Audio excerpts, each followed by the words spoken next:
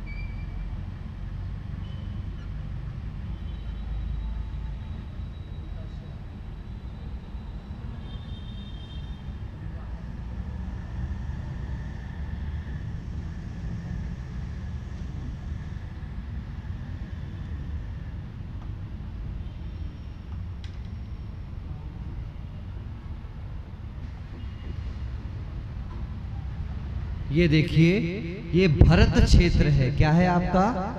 जो आपने पूरे जम्बूद्वीप में सबसे कॉर्नर का हिस्सा देखा, ये वो भरत क्षेत्र है जो हमने इसमें चाप ले लिया है चंद्रमा के आकार का। भले ही चंद्रमा जैसा दिख नहीं रहा है, लेकिन वो इधर से बनाते नहीं बन रहा मुझे। आप समझ लीजिए कि चंद्रमा के आकार का है। मेरी कलम खिसल गई है, आप अपनी दृष्टि को अच्छा कर लीजिएगा, ठीक है ना। इसके पर्वत पहले नंबर का कौन सा था? हिमवन। इसमें बीचों बीच तालाब कौन सा है? पद्म नाम का तालाब है। जिसमें से गंगा नदी कौन सी दिशा में गई? पूर्व दिशा में। और सिंधु नदी कौन सी दिशा में गई? पश्चिम दिशा में। कितने टुकड़े हो गए? ठीक है ना। अब इसके बीच में हम एक पर्वत और डाल देते हैं जिसका नाम है विजयार्ध पर्वत। कौन सा पर्वत?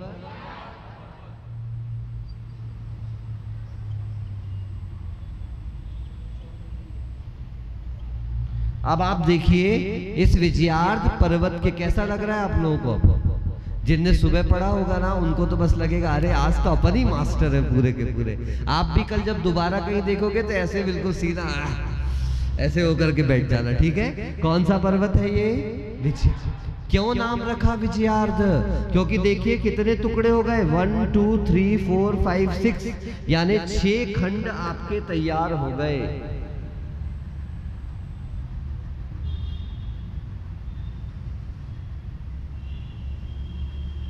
देख लीजिए आप, है ना। यही तो आप लोग सुनते चले आए हैं अभी तक के 6 खंड का अधिपति कौन होता है? चक्रवर्ती होता है। और इस पर्वत के कारण 3 भाग इधर और 3 भाग, तो जब तक चक्रवर्ती इन 3 भागों को नहीं जीत लेगा तब तक चक्रवर्ती की विजय कैसी रहती है? आधी। इसलिए इस पर्वत को क्या कहा जाता है? विजयार्ध। चक्रवर्ती की विजय जिस पर्वत के कारण आधी है अभी, उसको क्या कहा जाता है? विजय अर्ध, यानी विजयार्ध पर्वत। ये 6 खंड तैयार हुए जिसके पहले, दूसरे, तीसरे, चौथे और 5वें भाग को कहते हैं म्लेच्छ खंड। क्या कहा जाता है? जहां के जीवों में सभ्यता, संस्कृति, रहन सहन, धर्म आदि नहीं है वो क्या कहलाता है? म्लेच्छ खंड।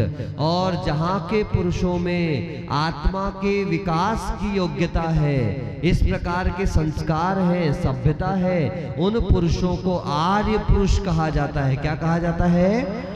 और जहां वो रहते हैं उस जगह को क्या कहा जाता है? आर्यखंड कहा जाता है। तो आर्यखंड एक है, दुर्लभ बात है इसलिए कम है। और बाकी सारे कितने हैं? 5 म्लेच्छ खंड आपके हाथ में है। ये कहलाता है भरत क्षेत्र। क्या कहलाता है? बिल्कुल इसका ही सेम सिमिलर उधर चले जाओ तो कौन सा क्षेत्र है? ऐरावत क्षेत्र है। कौन सा क्षेत्र? बोलो। ऐरावत क्षेत्र है। भरत क्षेत्र जैसा दूसरे तरफ कौन सा क्षेत्र? सेम व्यवस्था, लेकिन अन्य क्षेत्रों में क्या व्यवस्था है, किस प्रकार का आकार प्रकार है, वहां किस प्रकार के जीव रहते हैं, वो बात समझने के लिए हमें सबसे पहले देखना होगा कि काल 2 प्रकार का होता है। कितने प्रकार का? बोलिएगा मेरे साथ। अवसर्पिणी, उत्सर्पिणी। आपने सबने घड़ी को देखा है, कांटा कुल 12 जगह तक घूमता है। 12 से 1 2 3 4 5 6 तक नीचे आता है, फिर 6 से लेकर 7 8 9 10 11 ऊपर चला जाता है। तो जहां पर घड़ी के कांटे के जैसे मनुष्यों का बल, मनुष्यों की आयु, मनुष्यों का ऐश्वर्य आदि घटता हुआ चला जाए, उस काल को कहते हैं अवसर्पिणी। क्या कहा जाता है? और जहां पर ये सारी चीजें वृद्धि को प्राप्त होती हैं, उत्थान को प्राप्त होती है, वो क्या कहलाता है? उत्सर्पिणी कहलाता है। कोई शंका तो नहीं? इसके कालों के नाम देखें, मेरे साथ बोलिएगा। जो सबसे ज्यादा देखते थे पहले, DD1 दूरदर्शन, बोलो। DD था ना, यानी दुखमा दुखमा, बोलिए। उसके बाद दुख कुछ कम हो गया तो एक दुखमा हटा दो, दुखमा। दुख में थोड़ा सुख मिल गया, सुख ज्यादा और दुख कम। अब दुख गया और सुखी सुख आ गया।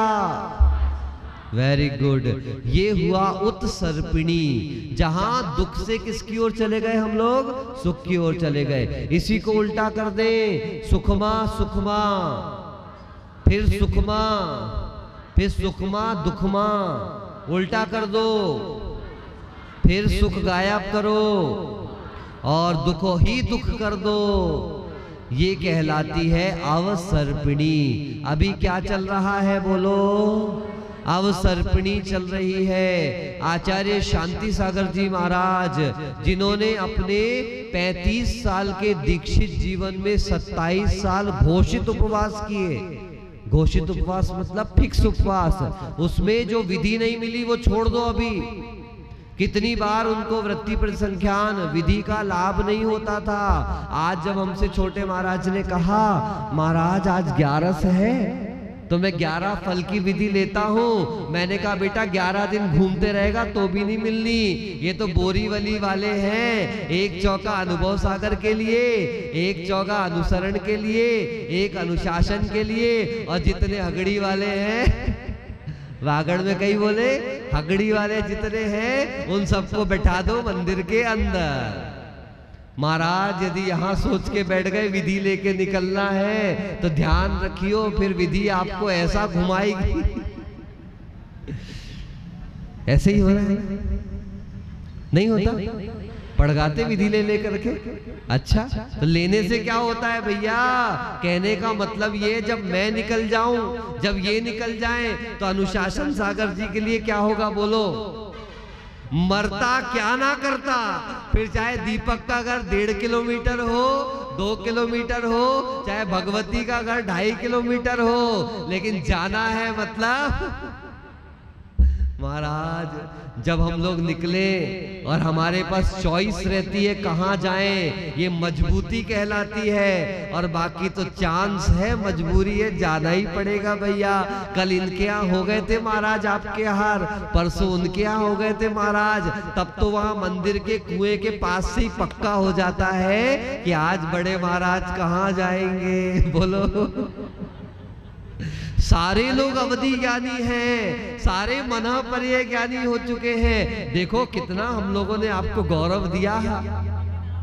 मुनियों को मने पर्याय ज्ञान हुआ करता था, अब तो श्रावकों को हो गया, पहले से ही पता रहता है आज बड़े महाराज किसके चौके में जाएंगे।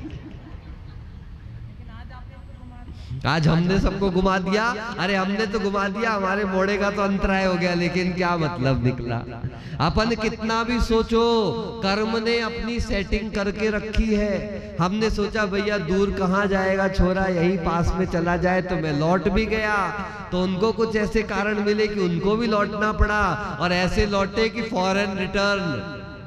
कौन से रिटर्न? हमारे पहले बहुत अंतराय होते थे तो हमको आचार्य कहते थे ये महाराज फॉरेन रिटर्न है। मैंने कहा नहीं आचार्य, हम तो कभी विदेश गए नहीं है। अरे पागल, चौके में जाता है पहले ग्रास में लौट आता है, इसलिए फॉरेन रिटर्न। इसलिए भैया इससे पहले कि यू रिटर्न टू गॉड, क्या कर रहा ध्यान से सुनना, इससे पहले कि we return to God, please turn to God. क्या सुना? कि गॉड के पास रिटर्न हो, इसके पहले टर्न टुवर्ड्स गॉड, गॉड की तरफ मुड़ जाओ, है ना। बाकी तो सब कर्म ने सेटिंग करके, हम कितनी सेटिंग कर ले, कितनी सेटिंग कर ले। आहार कराने जब हम लोगों के अंतराय होते थे तो 3-3 महाराज जाते थे, वो शोधन करते थे और हाथ में देते थे तो ऊपर रखा बाल निकल के आ जाता था। तो ध्यान रखना, सब शोधन कर ले, किसी को नहीं दिखेगा। किसको दिखेगा? जिसको ठुकना है उसी को दिखाई देगा, जिसको लुटना है उसी को दिखाई देगा। अच्छे अच्छे शोधन करने वाले भी फेल हो जाते कर्म के आगे, है ना। इसलिए भैया सारे शोधन छोड़ो और कर्म के शोधन का उपाय करना चाहिए। चलिए, तो 6 कालों में सबसे पहला काल कौन सा? हम अवसर्पिणी में इसलिए उसी की चर्चा करते हैं। सुखमा सुखमा, सुखमा सुखमा दुखमा। अब देखें, जो सुखमा सुखमा काल है उस जगह को उत्तम भोग भूमि कहा जाता है। क्या कहा जाता है? सुखमा सुखमा काल को कौन सी भोग भूमि कहते हैं? उत्तम भोग भूमि। यहाँ के मनुष्य तिर्यंचों की आयु 3 पल्ल की, कितने पल्ल की बोलते जाओ फटाफट? 3 पल्ल की आयु। 3 दिन में एक बार हरड़ के बराबर भोजन। हरड़ क्या होता है? हरड़, बहेड़ा और आंवला, त्रिफला। जिसका ज्यादा पेट वेट दुखता हो तो क्या खा लो? ये त्रिफला खा लो और फिर भी ठीक नहीं होता है तो दूसरा त्रिफला हमारे पास मिलेगा। पंख की पिछी बना के और कमंडल बना के सम्यक दर्शन, सम्यक ज्ञान और सम्यक, सबसे अच्छा त्रिफला वही है, सारे रोगों को दूर करने वाला है। ये तो शरीर के रोग दूर करेगा त्रिफला, लेकिन हमारा वाला त्रिफला तो परमानेंट रोगों को दूर कर देगा। तो क्या नाम हुआ? सुखमा। सुखमा 3 पल्य की आयु, 3 दिन में एक बार हरण के बराबर भोजन, 6000 धनुष की काया। कितने धनुष की? 4 हाथ का एक धनुष और ऐसे 6000 धनुष की काया। उसके बाद वहां का रंग कैसा होता है? सोने के समान दमकता हुआ। और उसके बाद वहां पे हाथियों का बल शरीर में पाया जाता है। कितने हाथियों का? 9000 हाथियों का बल पाया जाता है। यहाँ पर ये जगह कहलाती है उत्तम भोग भूमि। सेकंड नंबर पर आइए सुखमा, नाम बदल गया मध्यम भोग भूमि, क्योंकि आयु कम हो गई। कितने पल्ले की आयु? 2 पल्ले की आयु। भोजन कितने दिन में? 2 दिन में एक बार बहेड़े के बराबर भोजन। यहाँ पर 4000 धनुष की ऊंचाई। और क्या विशेषता है? वही 9000 हाथियों का बल, स्वर्ण के समान वर्ण यहाँ पर पाया जाता है। और जगह का नाम क्या? मध्यम भोग भूमि। काल कौन सा? सुखमा। तीसरा काल अवसर्पिणी का, नाम रखा सुखमा दुखमा। 1 पल्य की आयु। पल्य का मतलब असंख्यात वर्षों की आयु को क्या कहा जाता है? पल्य कहा जाता है। हमने पहले भी बताया था 100 बाई 100 बाई 100 का गड्ढा करने मत बैठ जाना, चतुर्मास निकल जाएगा तो एक गड्ढे का हिस्सा भी नहीं होने वाला। गड्ढा करिए, उसमें उत्तम भोग भूमि में 2 दिन की जो भेड़ है, सद्यः जात भेड़, उसका एक बाल लीजिए, उसके जितने टुकड़े हो सकते उतने करिए। सबसे छोटा जो टुकड़ा हो जाए, ऐसे टुकड़ों से उस गड्ढे को भर दीजिए। चक्रवर्ती की पूरी सेना निकाल दीजिए, फिर से भर दीजिए। जैसे अचार भरते हो, नमक भरते हो, मसाले भरते हो। हम लोग भरते थे जब छोटे थे, तो उस समय घर पे स्कूटर आया था, नर्मदा 150। परिवार में थे 4 लोग। कैसे सेटल हो गए? पापा कहते थे एक बार बैठ जाओ, जैसे स्पीड ब्रेकर आएगा सब अपने आप सेट हो जाएंगे। तो ऐसे ही पूरा जो सेट हो चुका हो, ऐसे गड्ढे से अब दूसरा गड्ढा सेम।